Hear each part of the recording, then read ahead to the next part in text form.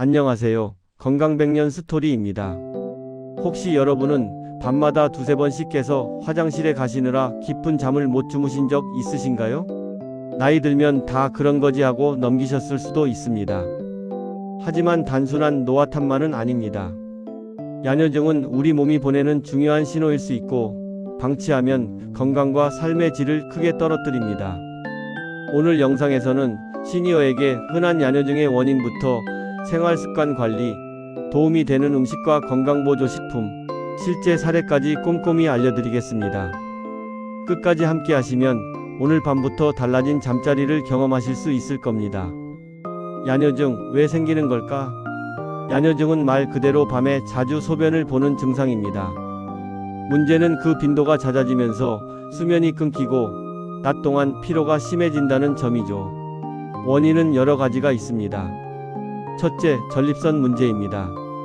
남성분들은 나이가 들면서 전립선이 커져 방광을 자극합니다. 그래서 소변이 자주 마렵고 밤에도 몇 번씩 깨게 되죠. 둘째, 과민성 방광입니다. 방광 근육이 예민해져 조금만 차도 신호를 보내는 상태입니다. 여성분들에게도 흔합니다. 특히 폐경 이후에는 방광 점막이 약해져서 이런 증상이 잘 생깁니다. 셋째, 호르몬 변화입니다. 여성은 폐경으로 에스트로겐이 줄면서 방광과 요도가 약해지고, 남성도 나이가 들면서 호르몬 균형이 흐트러져 배뇨 문제가 생깁니다. 넷째, 수면 질 저하입니다. 나이가 들면 깊은 잠보다 얕은 잠이 많아집니다. 그러다 보니 소변이 조금만 차도 쉽게 깨고 결국 화장실에 가게 되죠. 다섯째, 심장과 신장 건강입니다. 낮에 다리에 몰린 수분이 밤에 누우면 혈액으로 돌아와 소변으로 배출됩니다. 다리에 부종이 있는 분들이 밤에 소변을 자주 보는 이유입니다. 생활습관 관리.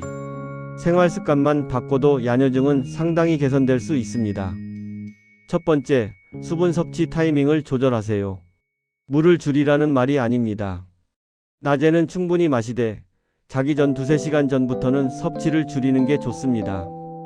특히 저녁 늦게 국물 음식, 수박, 차, 술을 드시면 밤에 반드시 깨게 됩니다. 두 번째, 저녁 식습관을 살펴보세요. 라면, 찌개, 젓갈처럼 짠 음식은 몸의 수분을 더 머물게 하고 밤에 소변량을 늘립니다.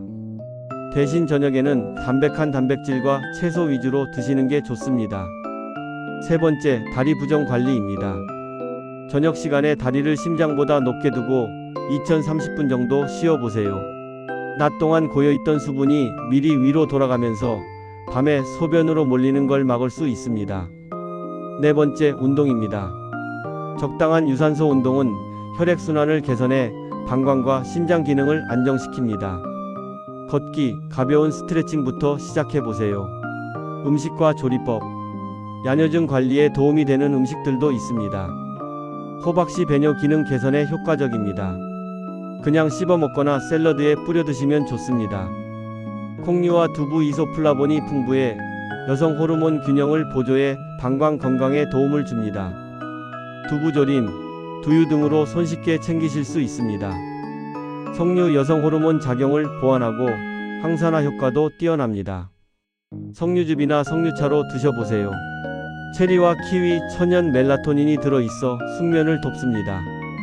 저녁 간식으로 몇 알 드시면 야뇨증뿐 아니라 수면 질 개선에도 좋습니다. 옥수수 수염차 전통적으로 이뇨 작용에 쓰여왔습니다. 다만 과다 섭취하면 오히려 밤에 더 깨물어 적당히 드시는 게 중요합니다. 건강보조식품. 보조식품은 약보다는 효과가 완만하지만 꾸준히 섭취하면 도움을 줍니다. 소팔메토 주로 남성 전립선 건강에 쓰입니다.